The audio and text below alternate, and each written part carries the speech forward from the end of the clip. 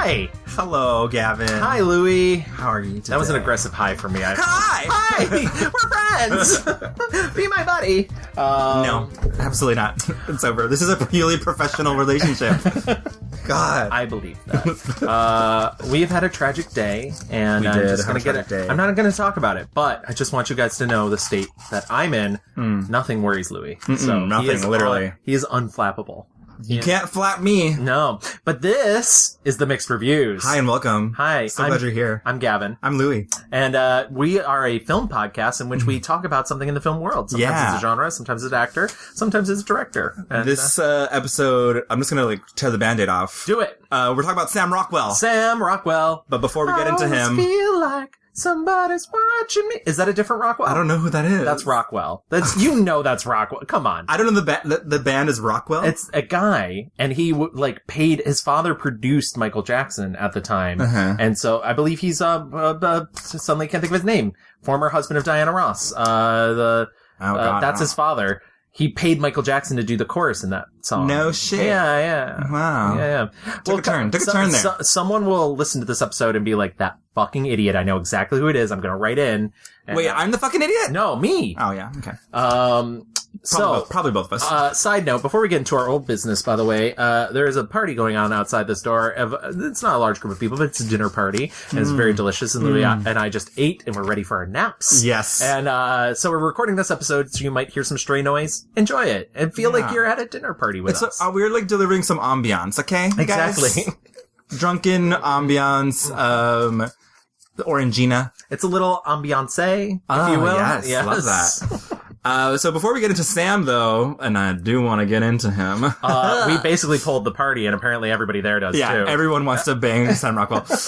Last episode, we talked about the Universal Monster of the Year, if you will. I will, thank you. You're welcome. Seconds, please. And we asked you what your favorite Universal Monster movie is, and Bride of Frankenstein just took it. Went to town, and finally I got one that won again. Yeah, there you go. So Bride of Frankenstein got 50% of the votes. Wolfman got 21% of the votes.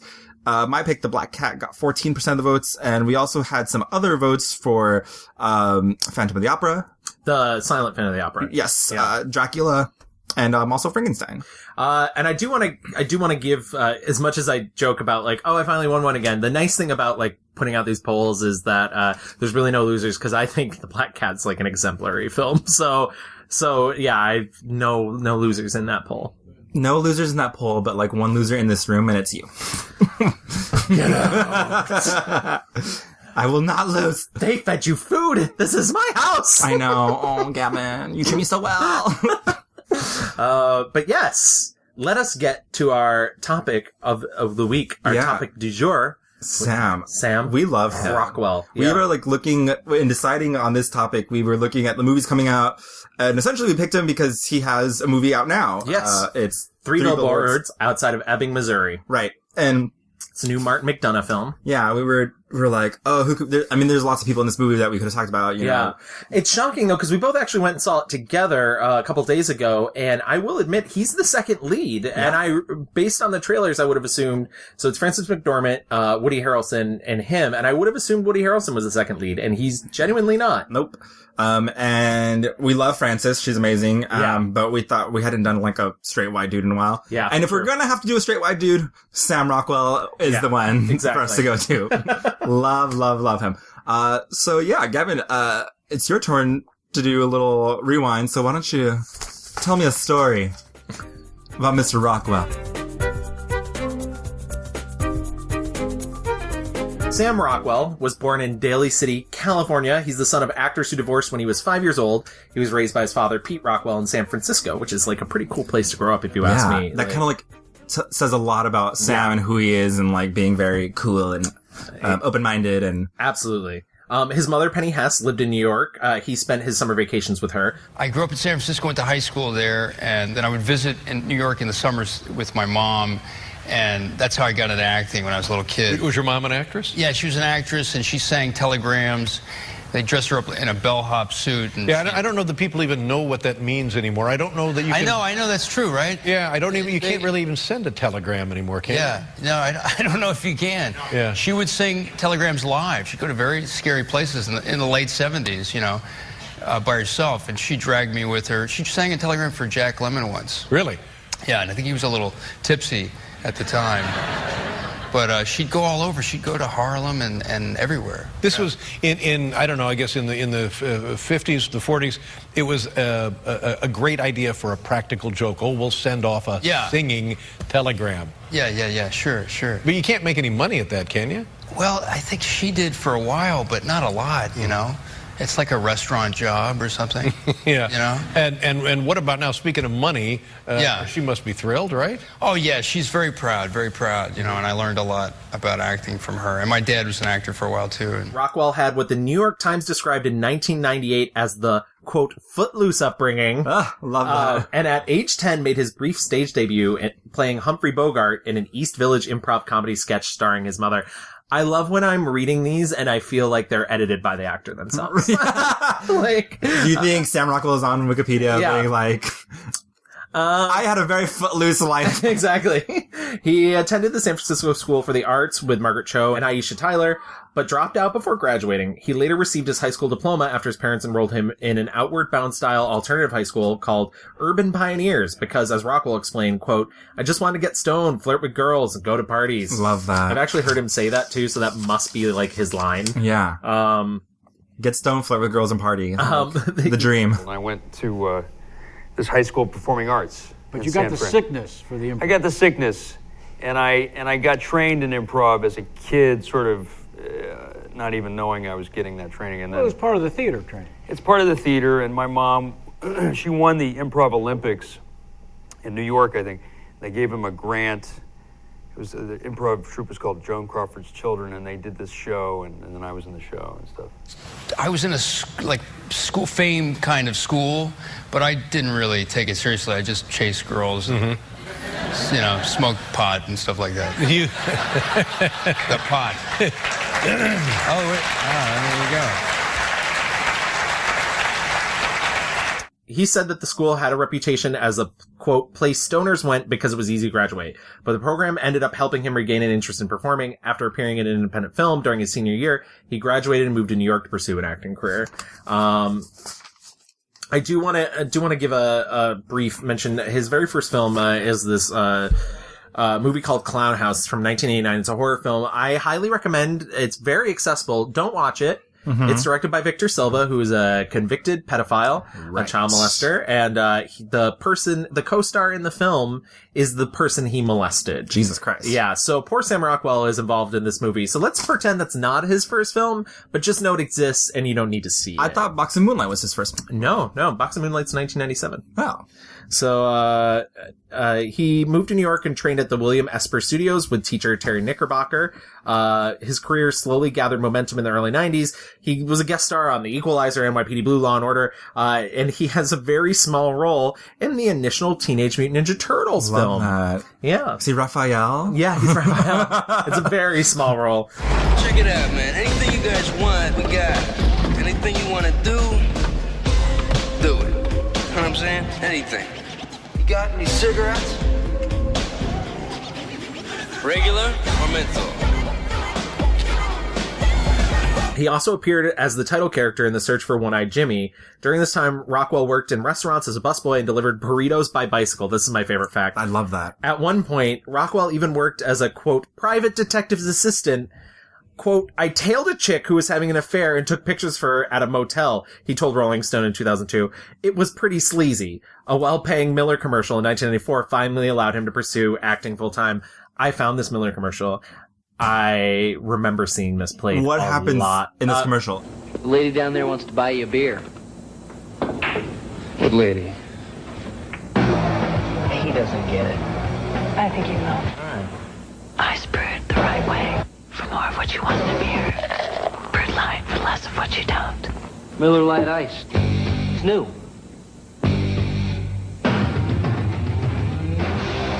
I knew you'd get it. Must be from heaven. Close. Milwaukee. as soon as he drinks the beer, he can see the hopping bar around him. Gotcha. Stupid. Hate it. Yeah. The turning point in Rockwell's career was Tom DeSillo's 1996 film Box of Moonlight, in which he played an eccentric man-child who dressed like Davy Crockett and lives in an isolated mobile home.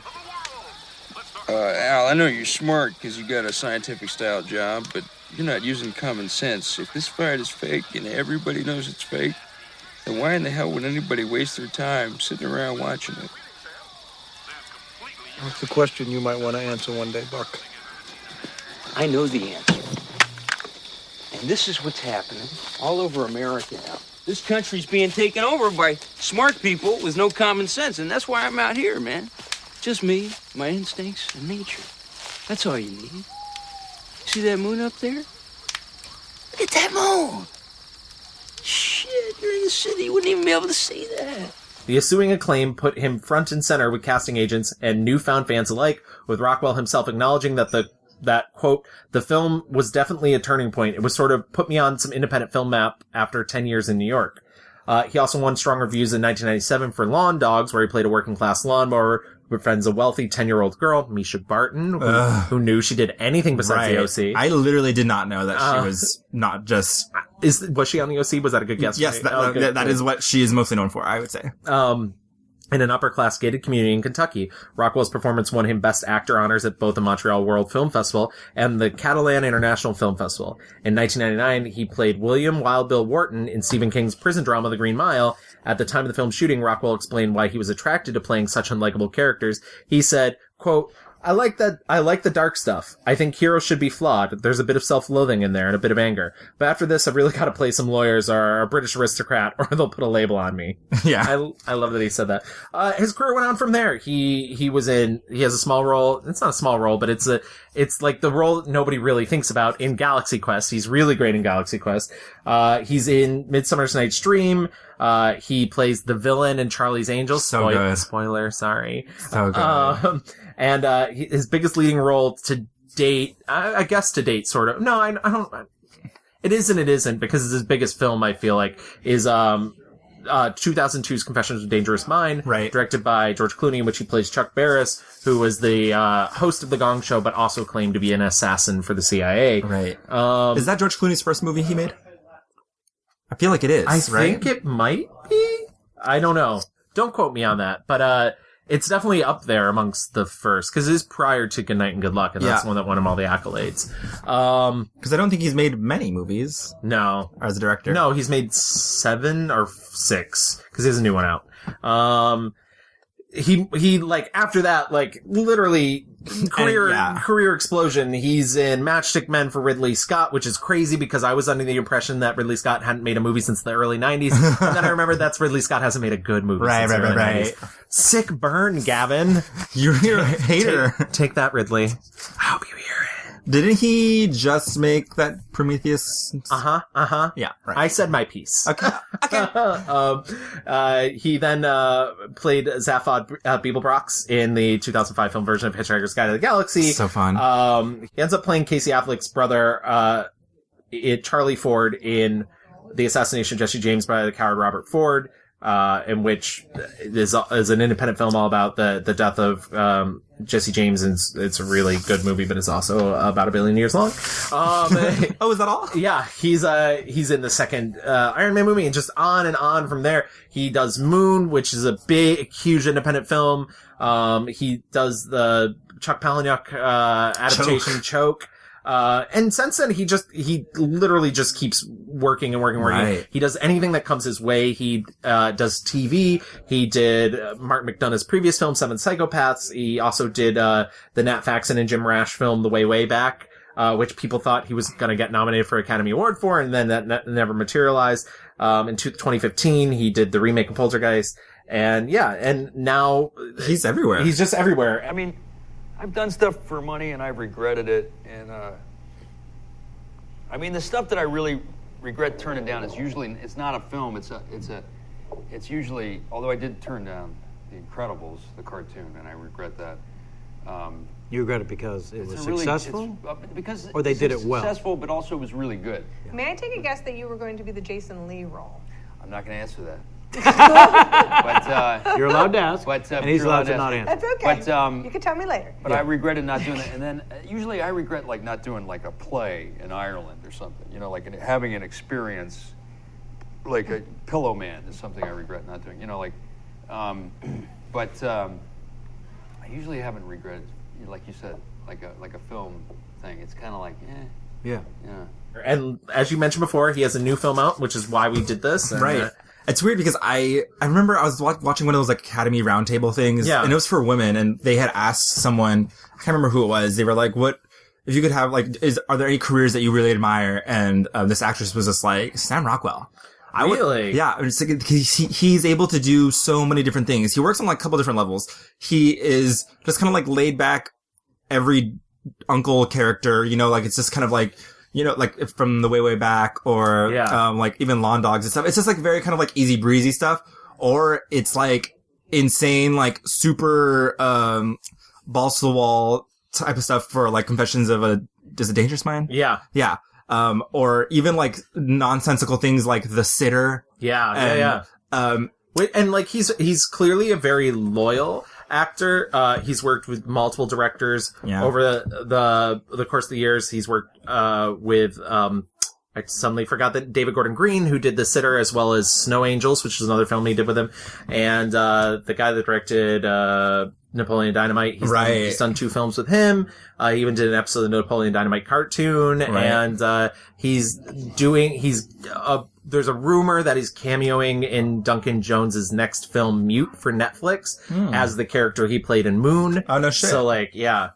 That's pretty fucking cool. Yeah. Also, have to note, a Sam Rockwell movie is not good unless there is Sam Rockwell dancing. The man loves to dance, and he's good at it. He's so fucking good. And it's so funny because there's even movies where, like, the aforementioned Lawn Dogs, where, like, he's dancing sillily. Yeah. Like, I can't dance, but he's still, like, on rhythm. He just exudes, like, charisma and charm. Is it true that Sam has it in his contract that he has to do at least one dance move per movie, even if it's just in the end credits? Or if they don't agree, is it a deal breaker?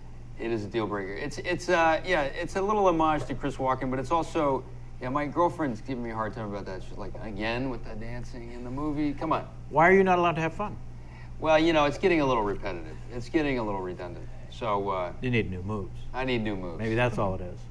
I need some new moves. Yeah. Good or bad. I mean, there's a film called Mr. Right, written by Max Landis. Right. That starts with him dancing. Yeah, like, it's so good. It's just, you need Sam Rockwell to dance. I will also admit, ladies, he's unfortunately taken. Yeah. He's had the same girlfriend, Leslie Bibb, since 2007. I am a huge Leslie Bibb fan. I love that. I know that's like a weird, Leslie Bibb starred on the only good Ryan Murphy written thing. Correct. Popular. But my goodness, what a great show. Yes, but anyway, I digress. I like the fact that they're together. Yeah. They've done a lot of movies together as well. They did Digging for Fire. They're in Iron Man 2 together. Oh, right. So I don't know. I really enjoy that they're, and she's commented on their relationship, and like, they just seem like they have a lot of fun. Oh, absolutely. What's also really interesting about going back and watching earlier Sam Rockwell's career is how fearless he is. I'm going to mention this, but towards the end of this rant, but like, he took roles that I think other young working actors, might take to try and stand out, and he doesn't do, he doesn't like try and steal the scene. He's not like a scenery chewer. No, not at all. But I'm thinking of this movie called In the Soup that he did, where he's in like 2 or 3 scenes, in fact, and he plays a 20-year-old with autism who's like very severe autism. And he's amazing in these like 2 scenes, and he really sticks with you, but he's not doing any, like, it's not like a really affected performance or anything. It's just like this autistic person. Right. I think he's really great. Also, as I mentioned before, I was going to mention at the end of his rant, totally not afraid to be nude. Oh my God. Yeah. He is full frontal in a lot of his independent films. That's great. It's not a bad thing. It's really great. Yeah. It's really like, we both watched Lawn Dogs. Get yourself to see some Lawn Dogs. Yeah. He's like an ex-high school diver. Yeah. And it's funny because when I saw that scene, I was like, oh, okay. And it's not gratuitous, but it's enough. Mm-hmm. And then I watched the movie, A Box of Moonlight, and he also does a lot of nude diving in that. And I was just like, Jesus Christ. Yeah. I am seeing a lot of Sam Rockwell's Rockwell. So, that was stupid, but I liked it. Thank you. Also, like, he also plays, like, sometimes very angry people. Yes. Like, and, like, he very much gets inside the head of, like, did you watch Conviction? No, I did not. Yeah. Him and Hilary Swank, which, it's like kind of like a very Oscar baity movie, but I like Hilary Swank, and he's also very good in it. And again, dancing, guys who like maybe have fallen on hard times, but but he's likable. He's able to paint pictures or like, give layers to characters who maybe would be, really unlikable or, scary perhaps. Also, One Shot, which I did not like. Mostly because it sounded like everyone was really, really leaning into their Southern accents. I was like, what the fuck is anyone saying? He plays Southern a lot, which is interesting because as we mentioned, his background is both California and New York. It's not Southern, but he does Southern a lot. Something about the way he purses his mouth when he talks that I think people cast him as Southern. I know that doesn't necessarily when you look at him, when you look at him, you see like, I would look at him and be like, oh, he definitely looks like he could be from Kentucky.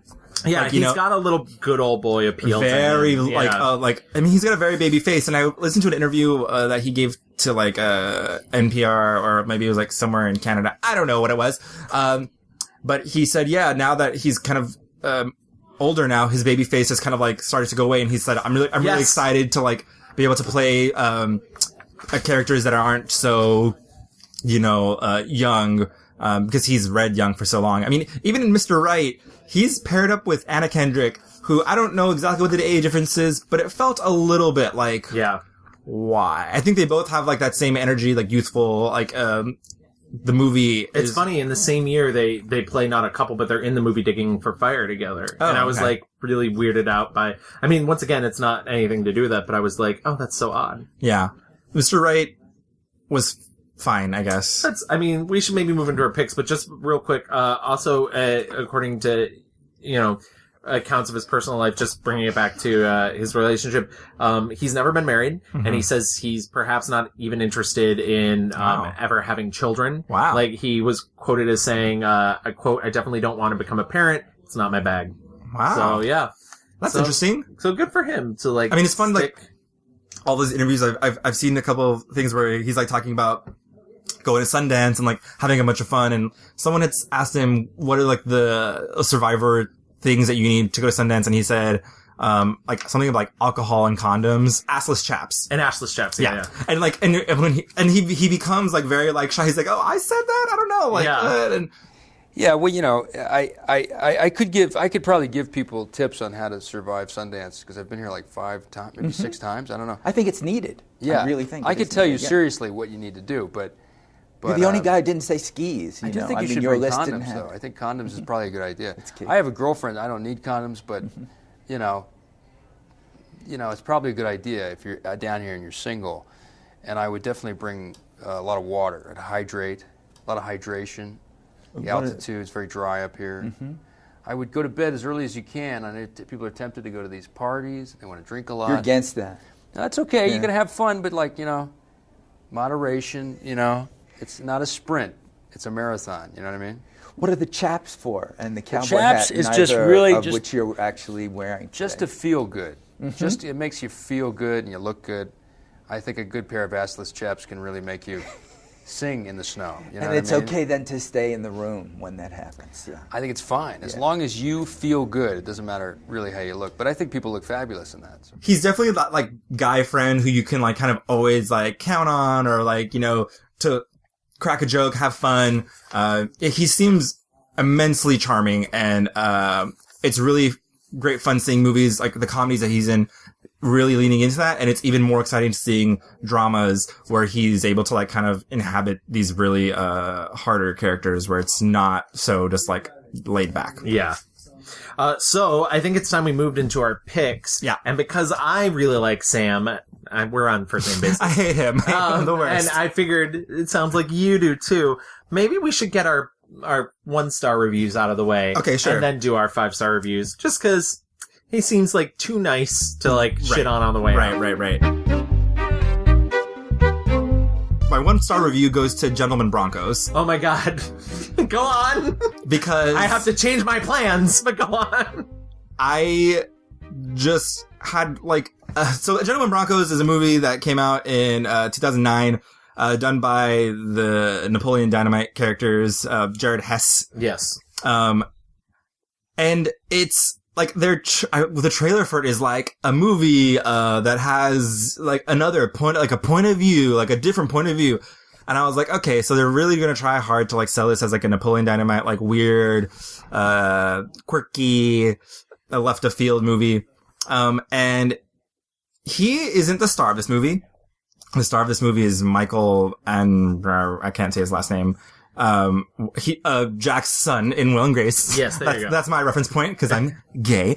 What? I know, shocking. And you're here first, coming out on the podcast. Essentially, he's a teen. His mom is Jennifer Coolidge.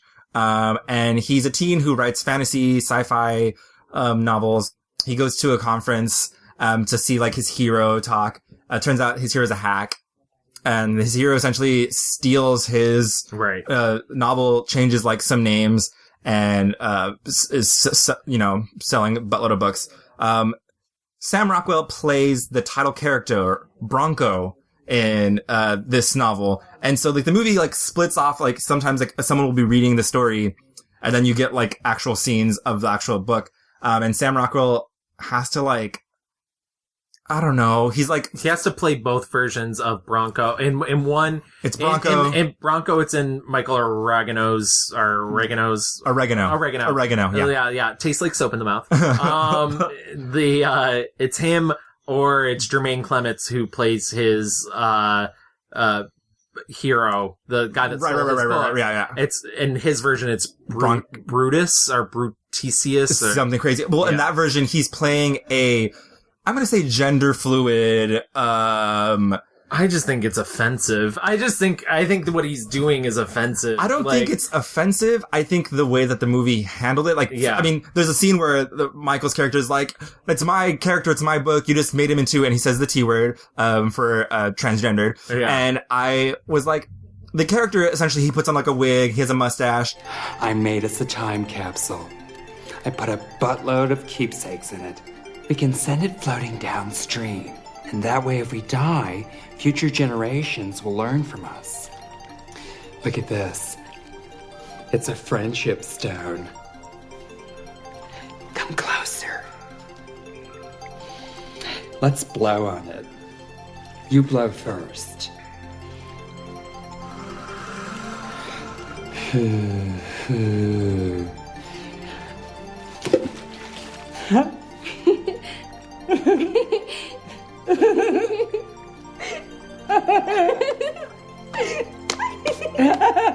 He's very lispy and swishy. Yeah, and he's as fey as you can possibly get. Right. As it feels like a person making fun of. Right. I mean, I guess they're making a joke. Yeah. Part of me was I would definitely see, Sam Rockwell play a transgender, gender fluid character. Yeah. Cause I was okay. Oh, cause he could pull it off, but this was not. But the joke was just I changed the character. And the joke was he changed the character into someone fey, and that's not acceptable. Yeah. I mean, and so Napoleon Dynamite, I remember enjoying when it came out, and this is no Napoleon Dynamite. This is just the jokes are very blah. Who's that guy who wrote School of Rock? He's in this movie. Mike White. He produced this. He produced it as well. Yeah, I know. I mean, just reading this, $10 million was what this movie was made on. Someone give $10 million. There's scenes where he throws up, he projectile vomits to make a deer run away, a missile deer. It's very bizarre and not. It's interesting because we sort of talked about this a little bit when we talked about Diego Luna when we talked about Casa de Mi Padre. Yeah. There's this very there seems to be this younger filmmaker style that's very reverent of the really shoddily made science fiction films of the 70s. Yeah, I get that. And not even just science fiction, but the nighttime miniseries sort of. But the thing is when the Napoleon Dynamite people do it, it's not done as parody. Yeah. And I guess to the extreme of that, you have somebody like Wes Anderson who takes those aesthetics, but really plays with them in a way that's much more cinematic. And he's really more of a Hal Ashby sort of guy, where this is more like being poorly made for the sake of being poorly made. Yeah. And the artifice becomes part of what you're experiencing as a viewer, but it doesn't fully work because it's neither played for laughs nor played for seriousness. No. And I mean, there is one moment in that movie that I think works, and it's at the end when it's revealed that the mom has the copyright for all of his books because she believed in him or whatever. Right. And I was like, oh, that's a sweet moment. But literally everything else, the jokes aren't there really. Land. No. There's one Native American or Hispanic character who has this crazy I read him as Latin, but yeah. Stretched out face, and that's the joke. He talks crazy and has his mouth wide open, and he wants to he's making a film version of it, and he wants to play the lead woman, and that's sort of played as a negative joke. It's all this very not. I mean, whereas Napoleon Dynamite, there are actually some things that are I get it. I understand the aesthetic that they're going for. The music was good. And this though was just full on too much. And I appreciate movies that are balls to the wall crazy. This was lazy. Well, since you picked that, I mean, that would have been my choice. I'll be perfectly honest, but I'm going to piggyback off that because I'm staying with the same director. There's a 2015 film called Don Verdain, which he did. I didn't watch that one. Okay. I was should I watch Don Verdain or Gentleman Broncos? It's still Sam Rockwell. This time he is the main character. Jermaine Clement is still involved with the cast, and the rest of the cast is Amy Ryan, Will Forte, and Danny McBride. And it's essentially a film about a religious archaeologist, Don Verdain, who got famous for discovering something 10 years ago and now hasn't had any big discoveries. So he starts faking his discoveries. He finds the skull of Goliath at one point, and then he wants to track down the Holy Grail. And part of the thing is that we do is we're not necessarily here to, I mean, we can tell you a film is bad, but we're not necessarily, this episode's about Sam Rockwell. Right. So, as bad as Gentleman Broncos was, there also has to be a component that Sam Rockwell's performance was perhaps not up to par. And, I really like him, and I think he can do anything, but in this movie, this is a bad movie in general, but also he's playing this monotone type character, and everything is delivered. And one of the things that's great about Sam Rockwell is how charming he is. Yeah. And I really think if you remove that from him, he's at 20% power. Yeah. And so it's hard to watch him in this film. He's just not effective. He's just not effective. He's super boring. Everybody else is incredibly over the top. You sick man, Don. Easy now, Boaz. Let's talk about this, all right? No, there's nothing to talk about. You're grave-robbing creep. Dismembering the head of Johnny Jerusalem? Johnny Jerusalem is a hero here. Listen to me now, Boaz. I was always going to put him back, give him the proper hero's burial, but you need to understand why I had to do this. I'm doing it for the good of everyone. I should report you to the authorities right now. Now, let's not be rash here. I'm sure there's something we can work out between us. You're trying to bribe me, Don? I don't want your filthy lucre. What do you want? I want to come to the States. I want to live the American dream for a while. Get a Pontiac. And I want Levi's jeans, acid wash, super taper, like John Stamos. I just want to talk a bit about Jared Hess's style, because you mentioned Napoleon Dynamite. I remember seeing Napoleon Dynamite years ago after it was a phenomenon. I didn't see it in the theaters. Okay. And I was like, yeah, it's okay. I've seen a lot of indie films that are like this, and I think now after having watched at least 3 or 4 of this guy's films, I think what I don't understand about the things that he writes and the things that he's interested in is he's really interested in the character arc of characters who are losers to begin with and still wind up being losers. And like, I know as you mentioned, without that scene at the end of Gentlemen Broncos in which you find out his mother has been, like on the sly supporting him. Yeah. And like, but that's like an external cause. Like Michael Oregano's, or however you say his name, his character's still kind of a loser. Right. And Don Verdain is a film filled with losers, and their character arc is they're losers until an external thing sort of happens. So I'll spoil this for you. Like, he falls in love with Amy Ryan. She's like an assistant who works for him, and then when she finds he's faking things, she's like, I hate him. But over the course of the film, you find out she has an adult son who's in prison. And in the end, he gets caught and goes to prison. And the very last scene is him seeing her son in prison at like the food, like the cafeteria area, and going to go sit with him and being like, I know your mom. And like, that's like the big character arc. But like, his character's still like a terrible person. And like, I don't have to find a person not terrible to like a movie. There's plenty of movies that I think they're really fascinating, terrible people. Right. But there's not a lot of draw to the things that Jared like Napoleon Dynamite in Napoleon Dynamite's not really a great person. His brother's not really a great person. No. I mean, like, I think in Napoleon Dynamite, it was like a lightning in a bottle situation though, because like that character itself and the actor and it all came to, and it was new. So like, it felt like these characters in Gentlemen Broncos, I was like, none of these characters are terribly exciting or like engaging. Or as opposed to like seeing Napoleon Dynamite, it's like, Tina, eat the food. Like, that was fucking funny. Like, you know. But yeah, it's like the arc seems to be missing from his films. Like the hero's journey, and I'm not saying that every film has to have a hero's journey, but like the hero's journey is from like nowhere to nowhere. Right. And it's this peak inside these incredibly mundane people's lives, and they try and fill the mundaneness with these jokes, and it's like, and if they don't hit, then you're left with nothing. Well, it's like mundane people, but that have like very they're eccentric, but like in very like, I don't know, stifled ways, or it's like, oh, she's eccentric because she has a side ponytail, or they're eccentric because like, well, even just like in Gentlemen Broncos, there's a scene where like he's getting shot at. And like, his revenge is like, he takes some blow darts and dips them in poop. Right. And then shoots them at the guy. And it's the weirdest, like, why, I don't, it just, it's not a joke. Yeah. Like, there's nothing. Yeah.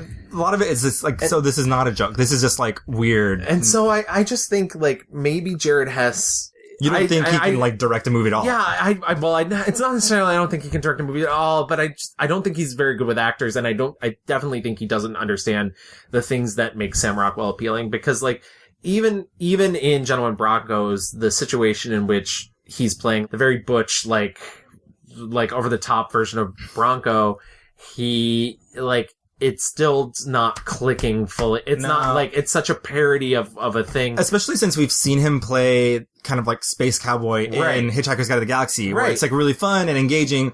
And like, or like, cause even like the little bit of sleaze that he has, like you've seen he can do that in, Galaxy Quest, because he's a little like greedy, greasy sort of. Yeah. But yeah, even that doesn't, it's just all so flat in one note. And I wonder if he like felt that and therefore made him like such a, monotone presence in Don Verdain, but that's definitely the route you don't want to go. Wow, it seems like we both were like, these Napoleon Dynamite movies. Yeah. Definite low point for Sam Rockwell. Oh yeah, absolutely. I mean, and once again, I mentioned, he's very loyal. He's clearly very loyal, but maybe stop working with Jared Hess. Were there other movies that you did not like? There were a couple. I'll be honest, I didn't love Box of Moonlight. I know that was his first pick. He's really great in it. Once again, and I'm not here to really judge the movies as a whole, but I can tell you, like, movies I didn't like. Yeah, Box of Moonlight's not great. It's a very 90s, independent film. And I saw a couple of his other 90s independent films, like I said, In the Soup or, Lawn Dogs, and like, those are great, but this just this misses the mark, like, every time it gets a chance to, like, hit the mark, it's just this very simple story and this very, like, it's just a not great film. Though, if you want to see his peen. There you go. Yeah. The winning season was maybe, before I saw, Gentlemen Broncos or One Shot. The winning season is, you can tell the person who made this, like, loved this story and tried to make this, like, a thing. Yeah. But it's just so fucking all over the place. Margot Martindale's in this movie. Oh, character actress Margot Martindale? Yes, correct. Rooney Mara's in this movie also as like a teen. It's a weird movie just about like, it's not that weird. It's just like a really shittily made movie. Yeah. But anyway. The remake of Poltergeist is particularly bad. Not because of anything that, I mean, it's pointless. And like it's one of those movies where he's sort of cast as an everyman. And I will admit, like, he's just not as compelling. When you're able to compare directly to, he's no Craig T. Nelson. And that's a weird statement I never thought I'd be making, but Craig T. Nelson is such a presence in the original Poltergeist. You're no Craig T. That he's not great. And also Mr. Right is a really fucking bad movie. And I know you think it's an alright movie, but he's really good and charming and, he sells it. Anna Kendrick's really good and charming, but oh my god, what a stupid fucking movie. I'm surprised. Max Landis. I'm surprised that wasn't your pick. I thought that was going to be your... No, he's not bad in it. He's fine. He dances. A lot. I mean, I think Max Landis movies are interesting just in the fact that, like, interesting is not what I'd call him. Just that, like, he is, like, it's almost like the tweest Zooey Deschanel of movies. Yeah. Where it's just, like... Every moment is just that fucking scene where her roommates like said something and she's like blah, blah, blah, and she responds with, I always wanted to date Lex Luthor. Why? Do you think he's evil? What if he is? When I was little, I had this fantasy that I was dating Lex Luthor. From Superman? Wasn't he like a genius? Your guy's more like a sexy Rain Man or something. Thank you. Neither of you know who Lex Luthor is. I don't believe you. I don't know. It's a very bizarre, like, I mean, I guess that's kind of his thing. Yeah. Like, kind of like, oh, what would happen if you're dating like a serial killer or whatever the fuck, assassin. I thought it was fun enough. Like, for a Max Landis movie, it's like if you're gonna go watch a Max Landis movie, you know what you're gonna get. You know it's gonna be like bonkers. And it's probably the least offensive of, I mean, the women are not treated that terribly in that film. Right. But also there is like a scene where they're like, he's like teaching her how to like, the energy in the waves. Oh yeah, because he's actually like secretly a superhero, and so is she. Right, right. And she's like, oh yeah, now I can like throw fucking I can catch knives and I was like, okay, cool. But yeah, so I mean, there's been other films that are not great that Iron Man 2 is like the messiest of all Iron Man movies, but he's really fun in it. Right. Seven Psychopaths I actually think is a bit of a misstep for Martin McDonagh, but he's good in it. Like these are directors and people that really know how well he plays. He's really good in Laggies, and Laggies is a pretty normal role. Yeah, and so Laggies is kind of in that like laid back version, this cool guy, normcore self. But I guess that would bring us to our 5-star reviews. I have loved this movie for a long time, and I watched it again, and I was like, yep, I fucking love this movie. And my pick is The Way, Way Back. And he's not like doing a lot in this movie. It's not, as intense as Confessions of a Dangerous Mind or, one of the movies where he's really inhabiting intense characters.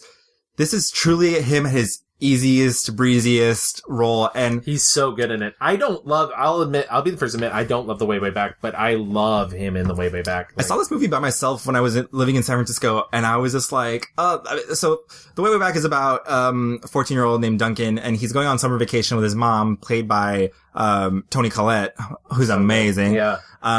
And they're going to it's like a summer vacation town. Yeah, it's like a vacation house next to a water park. They're going with her boyfriend, who's played by Steve Carell, and Steve Carell playing the skeeziest fucking He's really monster. Good in it too, yeah. There's just something about the script that doesn't fully connect with me, but I like a lot of the components of it. Yeah, and so Allison Janney plays a next door neighbor, who's great. Maya Rudolph is also in this movie. Just like a really strong cast. It was directed by Nat Faxon and Jim Rash. Jim Rash, who you might know from Community. And he's also in this movie. And so essentially Duncan hates his fucking, mom's boyfriend, who literally at the opening of this movie is literally saying, if you could rate yourself, what would you rate yourself? On a scale of 1 to 10, what would you rate yourself? And I went on it wasn't a date. I was like out with some friends, in the Castro once, and like an older guy was just like, he asked me the same thing once. What would you rate yourself? Terrifying. And I was like, I don't think we should number human beings, like how good they are. And he's like, well, you could be an 8 if you smiled more. Fuck him. What? I was like, fuck you, I'm a 10 always. Yeah, exactly. But yeah. You're like, I don't want to put a number on it, but it's over 10. Right. Thank you. Thank you so much. So Duncan goes on this summer vacation and he's having a really horrible time. And there's like a bunch of crazy characters until he hates, Steve Carell's character. He, stumbles upon like a water park. I think it's called Wiz World. Yeah. And Owen, which is, Sam Rockwell, is the manager there, and Maya Rudolph is kind of like the second in command there. And he ends up getting a job, and he essentially is... Their chemistry, by the way. Maya Rudolph and Sam Rockwell's chemistry is amazing. Yeah. Oh my god, so good. And it's, again, so easy. Both those people who are so funny, and they're funny in this movie, but also in a very laid-back way. And essentially, this water park becomes an oasis, an escape for him, and he finds a male figure in his life that is positive and is uplifting him and not, like, belittling him. And he essentially... he's hiding that he has this job. There's a really great moment in the movie when, he's showing him around the water park and he's like doing all these bits and gags. Water Whiz Water Park, built in the summer of '83, is the last bastion of everything that time period stood for. In fact, it was decreed by its creator that this place shall never age. On his deathbed, he said, I don't want this place repainted or updated. I don't even want it brought up to code. The minute someone tries, it needs to be destroyed. We actually have a nuclear bomb for just such an occasion. Bought it off the Russians. Really? You still good with all that? Even the Russian thing? That's Cold War. It's kind of dated. All right, thanks. That was wasted a bit. Hey. Hey. Some kid threw up near Crazy Tube. What? Why is this the first I'm hearing of this? Damn it, woman. Caitlin Duncan, Tony Mary Beth. Hi, Duncan. Also, I need you to reorder more mats. Did it? Finish the work schedule for next week. Did it? Change all the filters. Done. Right. So you know I'm going to check all that stuff, right? Oh, in that case, I didn't do any of that. Right, so I'm doing it. It's called delegation, baby. I read about it in the book about it. That's the one you wait for, my man. Oh, yeah. See, she looked back. She likes me. And Sam Rockwell's like, okay, I'm wasting all this great material on you, kid. You gotta keep it up. Like, we gotta, like, fast forward these conversations. And so the movie is just, like, this kind of, I don't know if it's complicated. It's just, like... It's not, I mean, it's like it's a coming-of-age tale. Yeah, it's coming-of-age tale, but also, like, Toni Collette finds out that, Steve Carell's cheating on her, and it's only complicated in the way that this kid Duncan really wants him and his mom to be in this together, and like, they don't need Steve Carell, and her life is okay without him, and I mean, in a way it's a coming of age tale for her as well. Yeah. Like, I mean, even though she's an adult, like, everybody's this is so, like, self-help book of me, but everybody's constantly coming of age, and so, yeah, she's trying to, like, recreate this life for her and her son, and, we find out that his real dad, who he's hoping, like, I just want to be with dad, and turns out that dad doesn't really want him and has moved on in his life. And, I love this movie a lot. I don't know. For me, I felt very emotionally, moved by it. And I think Sam Rockwell is a big part of it. Just kind of like when he finally does stand up to Steve Carell, and like you said, the chemistry with Maya Rudolph.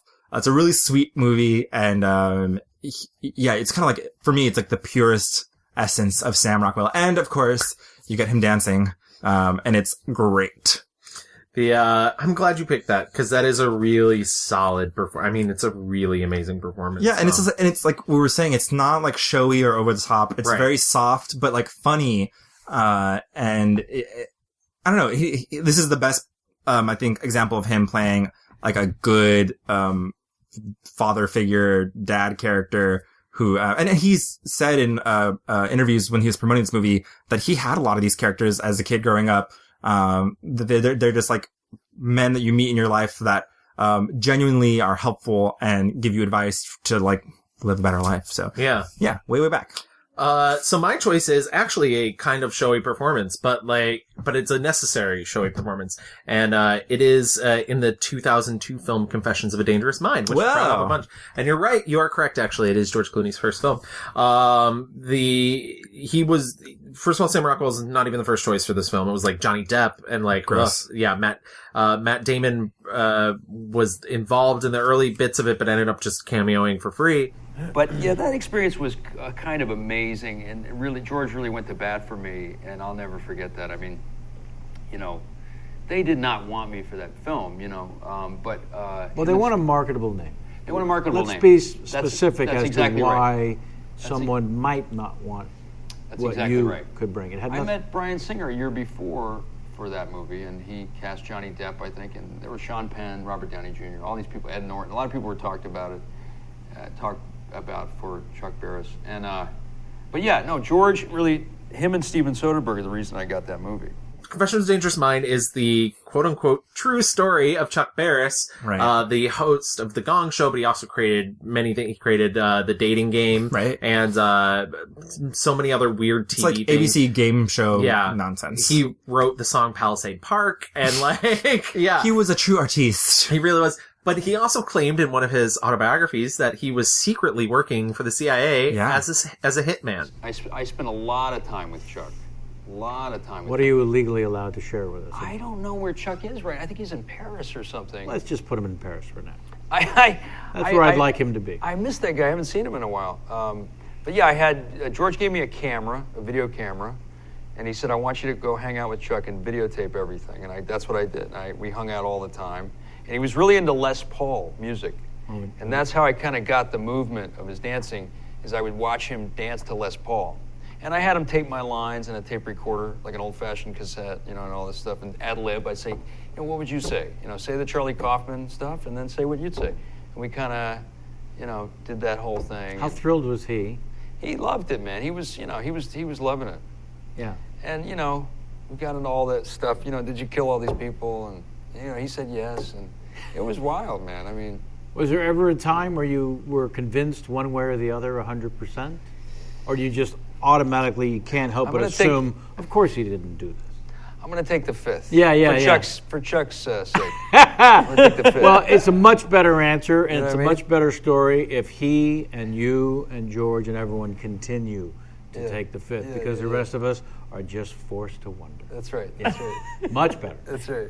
Yeah. It's the only time the CIA has ever actively responded to has someone been in your organization? And they said, what did they say, no? They said at the CIA, we are not in the practice of confirming or denying if anyone has ever worked for us, but in Mr. Barris's case... They said no. He did not. Yeah. Of course they're going to say that. I had no idea who this person was until I watched this movie. If you go back and watch Chuck Barris clips, he's got him. He's dead to rights Chuck Barris. And it's wild because this movie is not like your typical biopic, paint by numbers movie. One of the things first of all, I really love the way the film's made. So the script was written by Charlie Kaufman, who wrote Being John Malkovich and, adaptation. I just kept thinking The Orchid Thief, which is what adaptation was an adaptation of. And, it's funny because he actually ended up disowning the film because George Clooney came in and made changes to it. Really? Which is funny because it actually feels a lot more like a Charlie Kaufman film than you'd think it would. I mean, it's a lot of seamless editings. A lot of scenes move from one place to another without a single cut at all. And also in between, there's interviews with the real people who are there. You have Mean Gene Dancing Machine, who first of all, doesn't have legs anymore because he lost some diabetes. And, George Clooney wasn't going to film his legs and he asked him to. Because he was like, I want people to know what happens. Right. But other people that were really involved who have no idea about this other portion of his life that he claims to have had. And you get the impression that Chuck Barris is, perhaps just this is an amazing con man. That maybe he believed he did these things, but they never actually happened. Or maybe he's just telling them to inflate his own importance, but he's a genius level intellect wasting his time on sort of frivolous. Wait, so you don't think this happened at all? I don't. And this movie's filled with so many people. I mean, there's Drew Barrymore and Julia Roberts, who both worked for Scale. Brad Pitt's in it briefly. Michael Cera plays Chuck at a really early age. Maggie Gyllenhaal's in it for a hot second. Yeah, and the list sort of goes on in terms of other people who are in it. It's a really, really funny, really, really dark. Super dark. Super dark. It's it's equally as much of a comedy, a crazed out comedy, as it is a really difficult drama about a man who's sort of falling apart. I gotta confess, something I gotta tell you. Listen, Penny. You know me for a long time. As the host of the dating game, the Gong Show, rah-rah show. Yeah. Listen. I worked for the CIA. Do you understand? And I killed people. I killed a lot of people. You understand? I killed a lot of people.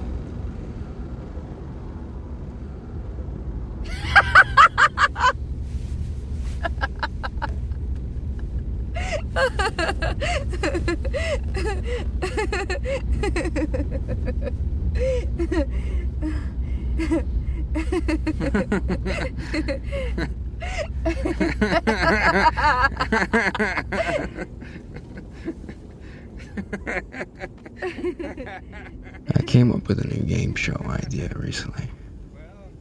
It's called The Old Game. You got 3 old guys with loaded guns on stage. They look back at their lives, see who they were, what they accomplished, how close they came to realizing their dreams.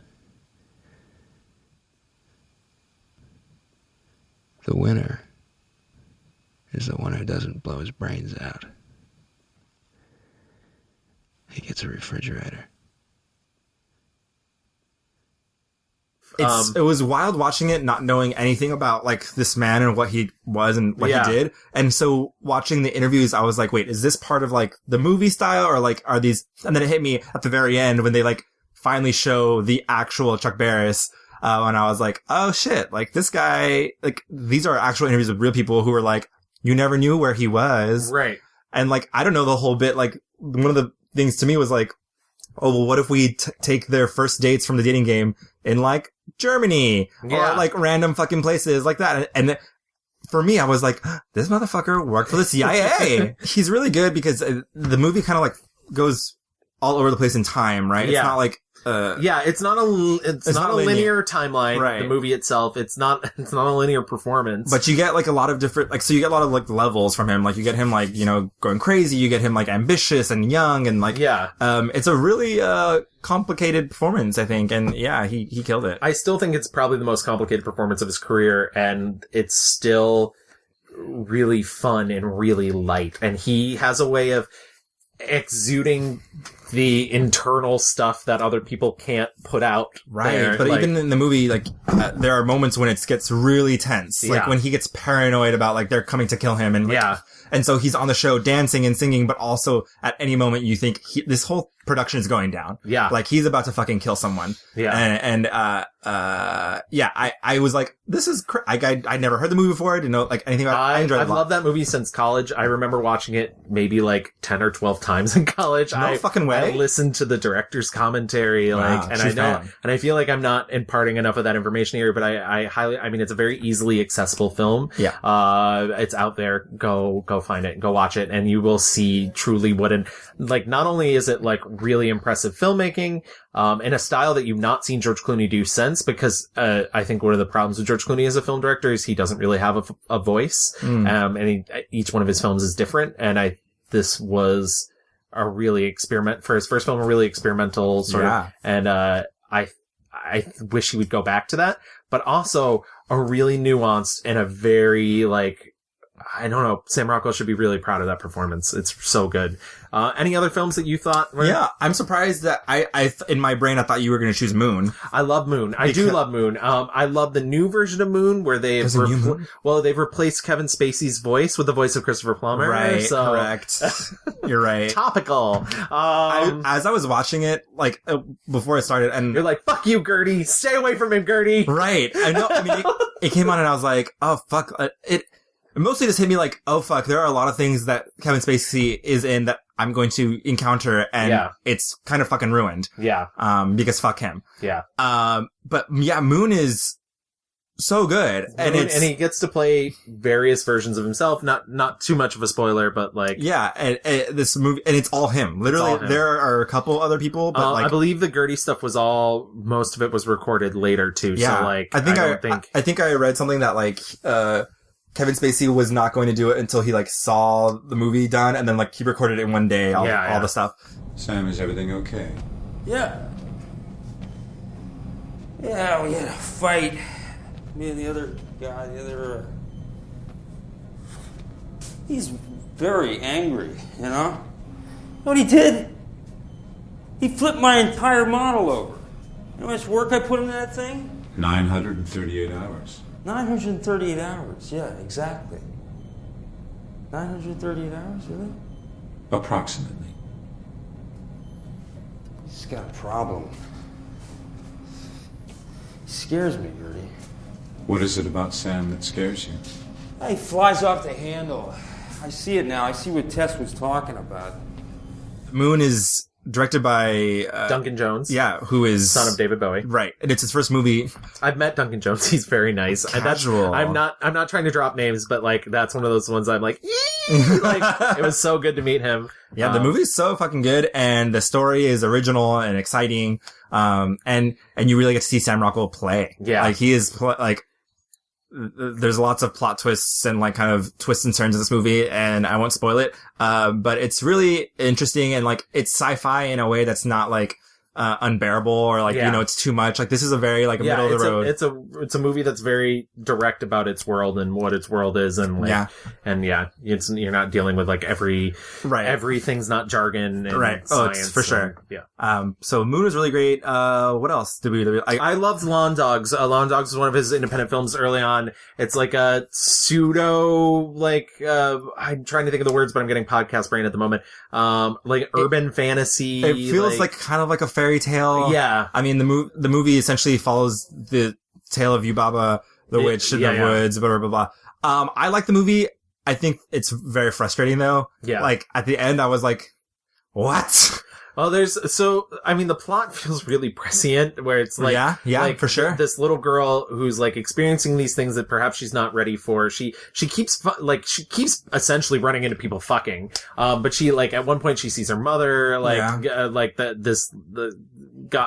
neighbor teen going down on her mom. Yeah. And then he touches her later in the film. And this is what really frustrated me, is she tells her parents about him touching her. Yeah. And they're kind of like, well, his dad's really important. She's like, oh, it just tickled. And they're like, oh, why didn't you say that? But then later, she forms this friendship with Sam Rockwell, but he's lower class. Yeah. And he gives her a turtle, and they freak the fuck out. And they're like, a man doesn't give you anything unless he wants something. Right. And it just, it killed me so much. Like, I was like, this feels so right. Like, this movie, like, what I'm at that moment, in the end, like, things do not go well for Sam Rockwell's character. And as far as, the relationship with this girl, and he knows, and he's like, it needs to be very, right. specific. And it's just friends. Like, I do not want to stress this. This is what it is he's one of the only people in her life. She's a girl who's experienced a lot of trauma as well. She's had 4 open heart surgeries or something like that. He's the only person that will treat her like a human being instead of something precious to be.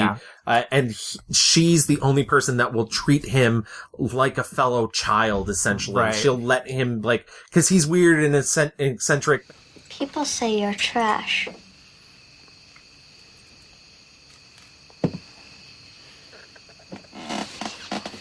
Yeah, I guess they do. I wouldn't like that. You get used to it. My father says if everyone worked hard, there wouldn't be any poor people. You're a poor person, aren't you?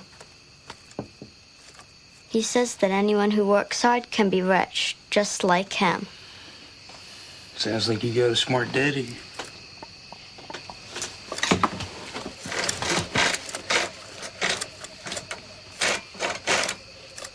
Trash is something you put a lid on because it stinks. You don't smell that bad.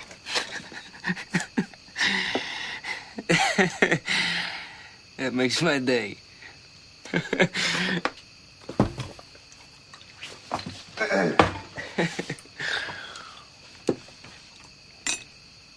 The way I see it, you got people who own lawns and you got people who mow them.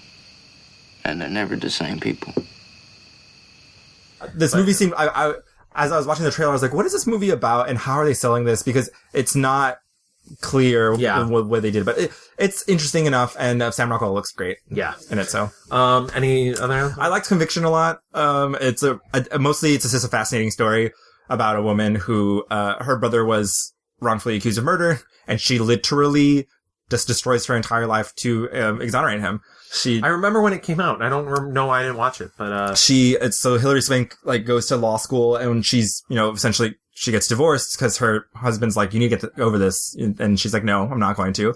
And, and she just works for years and years and years and years. The sad part of the story is, and it's not part of the movie, but 6 months later, after he got released, he had an accident and died. Oh my God. After he fell, like the guy, he just like fell and hurt his head and he passed away. Oh no. So I like that movie a lot. I think him and Hilary Swank, they play brother and sister, and you don't get to see a lot of movies about brother and sister love. Yeah. A lot. So I like the movie a lot. And I guess we just watched his new movie, and yes, do you want to move into the I know it's out, but do you want to move into fast forward and talk about it? Let's go. Three Billboards Outside Ebbing, Missouri. Yeah. Is his new film that's out right now. It's his reteaming with Martin McDonagh, which he did Seven Psychopaths, which I mentioned I do not love, but that's fine. And the movie is, like I mentioned to you when we watched it, it's so relentless. Yeah. It's relentless, and they do not sell this the way I think the movie actually is. It's a lot funnier than you think it will be. Absolutely. It's less revengey than you think it'll be, but it's, Frances McDormand's character is relentless in her pursuit of, justice or truth or whatever. Right. If you've not seen the trailers, it's a film about a mother whose daughter was raped and murdered. She decides to put up 3 billboards because she doesn't think the police are working hard enough to, solve her daughter's murder. And the chaos it causes in town, and it's literally just escalation after escalation after escalation. And it's not just, it truly is about the chaos in town, because it's not about like actually finding the murderer. Right. It's literally how this community is affected by the outrage of this woman, and there's a big subplot with Woody Harrelson. Yeah. Which is truly... It takes over at least, I would say, like, a fifth of the film, which when, I know that doesn't sound like a lot, but when you only have 2 hours, it suddenly becomes its own little short film. It does, and it's really moving and engaging. I don't know if we needed it, but I think it's interesting in the fact that, like I was mentioning to you earlier, this is not just a linear movie about, like, this woman and her cause to, find the truth or whatever. It really is... I mean, the supporting cast is very, there's a lot of supporting cast characters, and they're not just there. They have things happen to them, because of what she is doing. Right. And I think a lot of the movie is about, there's the whole eye for the eye thing. Yeah. It's a lot of your rage and letting it out. And this is another example of a film that I actually don't think there's a ton of quote unquote likable characters in the film, but they're real. And I think that's maybe what I was getting at with the Hess stuff, whereas these are real people, they contain multitudes, and you really feel those multitudes. So you feel for these people going through these things, because Frances McDormand is nice to no one. Yeah, absolutely. But she, you really root for her a lot of the time, because you see, all these different facets of her. Sam Rockwell's character. Very unlikable. Incredibly unlikable. And yet, he has such a great arc in this movie. Right. Hey, fuckhead! What? Don't say what, Dixon, when she comes in calling you a fuckhead. And don't you Shut come up! in here. You get over here. No. You get over here. All right. What? Don't, Dixon! What? You do not allow a member of the public to call you a fuckhead in this station house. That's what I'm doing. I'm taking care of it in my own way, actually. Now get out of my ass. Mrs. Hayes, have a seat. What is it I can do for you today? Where's Denise Watson? Denise Watson's in the clank. On what charge? Possession. Of what? 2 marijuana cigarettes. Big ones. When's the bail hearing? I asked the judge not to give her bail on account of her previous marijuana violations, and the judge said sure. You fucking prick. You do not call an officer of law a fucking prick in his own station house, Mrs. Hayes. Or anywhere, actually. What's with the new attitude, Dixon? Your mama been coaching you? No. My mama doesn't do that. And at the end of it, you are rooting for him to learn, grow, change, and find common ground with Frances McDormand's character. I like the movie a lot. It's jarring. Yeah. I liked the characters a lot more than I liked the movie. I'll be honest. I was a little surprised at the critical reaction to it. I think it's a well-made film, and I think it's got some really hearty characters in there. Yeah, for and sure. I didn't like, at a certain point, it escalated to a point where I was just like, everyone needs to stop. I was like, everybody just I said, calm down. Like, as I'm saying though, it's relentless. Like, it just doesn't stop. And there are moments when people were like gasping about, and gasping from like, oh my God, what was the part? There was a part in the movie where two different people in the audience just went, oh my God. Right. Oh my God. Yeah. Like, it's, when Sam Rockwell's character like ends up and goes and like kind of has violence against someone else, and I think all of us were like, what the fuck? Yeah. Like, but I had not been in the theater that it had like dominoed that way before. Right. It was like a woman next to us and a woman behind us. Yeah. Like, also I will say, one of the great things about doing this episode, the woman sitting next to me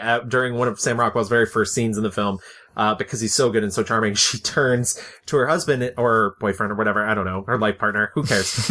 And she's like, I don't know who he is, but he's great. Yeah. And then got to the end credits and she's like, oh, Sam Rockwell. Ding, ding, ding. That's why I like doing this episode. Because, I mean, like, everyone I've told that we were doing this episode, they were like, who? And I'm like, trying to find, like, I was like, Charlie's Angels, Iron Man, like, Matchstick Men. It's hard to, like, kind of, like, find, like, what he is, quote, known for. Right. But once you see him, you're like, oh, that guy. He's, like, really great. Like, I love him. So, I just, real quick, want to talk about some of the things he has, coming up. Yeah. And, I'm curious if, about what you think he should do going forward. So, after Three Billboards Outside Ebbing, Missouri, he has a film called Woman Walks Ahead, in which he plays Colonel Silas Grove. He has a movie called Blue Iguana that's in post-production now. There's the rumored cameo in Mute, which is in post-production now. Then in 2018, he has Backseat. Where he's playing George W. Bush, which I cannot wait. Yeah, I cannot Backseat is a film about Dick Cheney. Yeah. And so that'll be interesting to see. He also has two other films, Best of Enemies and Blaze, coming out. So he, as we mentioned before, keep him busy. Yeah, he works. He works and works and works and works. And I don't want to see him slow down. No, absolutely not. What do you think is the correct path going forward? I mean, he's getting lots of buzz for an Oscar this year, once again, and so it'll be interesting to see. I feel really bad if, like, the third time around he's gotten, like, because there was, like, Moon and The Way, Way Back, and, like, this time, like, is this his time to I'm get surprised he wasn't talked about for Confessions of a Dangerous Mind. Yeah, me too. And yeah, maybe, and so what all I've been reading though is that so not only is the performance great, but Hollywood seems to love him. Yeah. People like working with him, and so it seems like they would congratulate one of their friends. So far, he's not been involved in a scandal. Right. Now's the time. Now's the time for Sam. Yeah, I don't know. I love him in comedies. I mean, so Laggies, we didn't talk about a lot, but like, he's just kind of like a good guy, and like, you just don't see a lot of like genuine good, guy characters that are like smarmy or want something as well, and so I want more of that, but I also love when he like is able to just go fully insane. Yeah. Like Hitchhiker's Guide stuff. I'm truly, truly excited for the George W. Bush. Yeah. He plays Southern. That's the one I'm really excited for too. He plays Southern very well. Yeah. And he plays dumb very well. Yeah. And George Bush is both of those. Yeah, I agree with you. I actually don't have, in terms of like analyzing his career and looking at all the things we looked at, I don't have much advice, like in terms of what I think he should do. I think he's doing it. I think I really, like, no constructive criticism except maybe stop working with that Hess guy. Right. Like, do the weird comedies, do the straight up dramas, do it all, man, because you got the chops. So, I mean, like I want like, maybe more nudity. Maybe more nudity. Bring more that back. nudity if you could. He's really good at being villains also. Yes. And like, we didn't talk about The Sitter. The Sitter's not a great movie. Oh, I didn't watch it. I can't. It's funny. David Gordon Green, who directed The Sitter, used to make movies. He made this really good movie called Snow Angels with Sam Rockwell. And we didn't talk about that either. And I love Snow Angels. Genuinely and then he made The Sitter. And then David Gordon Green started hanging out with James Franco. Oh, the worst. Then you got the post-Pineapple Express era David Gordon Green. Right. He just plays really, like, Charlie's Angels. Yeah. So good. Like, he has that kind of, like, James Bondian feel. Yeah, there's a suaveness to him, but it's not a threatening. That's why it's actually genuinely, I mean, when you watch Charlie's Angels, I genuinely think that was my first exposure to him, knowing who he is and knowing he's a presence. One of the things that's great about him is there is a suaveness about him, but it's not threatening at all. No. It doesn't come off as creepy. It doesn't come off as, but he generates it and then he can twist it if he needs to. He uses his powers for good. Yeah, exactly. just keep using those powers for good, Sam. I love you, Sam. But that, I guess, wraps up our Sam Rockwell conversation. But if you have anything to add to it, or you'd like to correct us on anything, feel free to find us online. We're in lots of places. Absolutely. You can find us on Twitter at The Mixed Reviews. We're on Facebook at The Mixed Reviews. You can email us at reviewsmixed@gmail.com. And you can download us like literally everywhere. Absolutely. So if you are on iTunes, if you're on Stitcher, on Google Play Music, some of our episodes are even up on SoundCloud. And also, if you're an iTunes listener, feel free to rate and review us. If you give us a good review or a good rating, it helps other people find us, and we want them to listen to our beautiful voices. Right. Especially because Time Out New York circulation only goes in New York City. So. True. And also, you can just like rate us as if you're rating Sam Rockwell. Like, absolutely. Pause Lawn Dogs when he's naked and just write us a glowing review as you like bask in the glory of Sam's naked body. His Rockwell's Rockwell. Ugh. Enough of that joke. Enough of this. So we will be back in 2 weeks with a new subject, and we'll see you then. Bye. Bye. 1, 2. Prince is now before you. That's what I said now. Princes who adore you. Go ahead now. One has diamonds in his pockets. That's some bread now. This one, he wants to buy you lock.